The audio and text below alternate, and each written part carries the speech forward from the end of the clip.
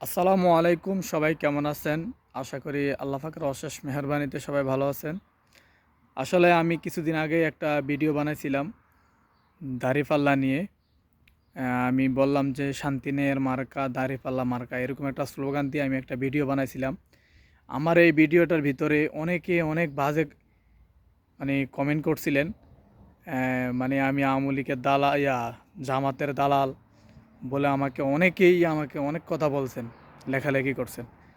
আসলে দেখেন, এই আমি যে কথাটা বলছিলাম যে আপনারা যদি শান্তি চান, বা যদি সুদ ঘুষ, তারপরে ছিনতাইকারী, আহাজারি, এইগুলার থেকে বাঁচতে হলে অবশ্যই দাঁড়িপাল্লা মার্কাকে ভোট দিবেন। আমি সুন্দর কথা বলছিলাম, তো অনেকে অনেক মন্তব্য আমাকে নিয়ে করছেন। দিন শেষে এখন কি দেখতেছেন আপনারা বলুন? আওয়ামী লীগ বিএনপি তারা খালাতো ভাই, একে অপরের বন্ধু।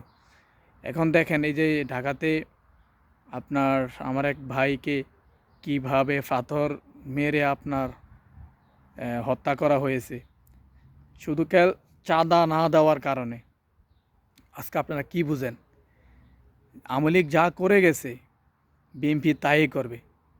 মিজানুর রহমান আজহারি বলে গেছে না, একদল খেয়ে গেছে আর এক দল খাওয়ার জন্য বসে আছে।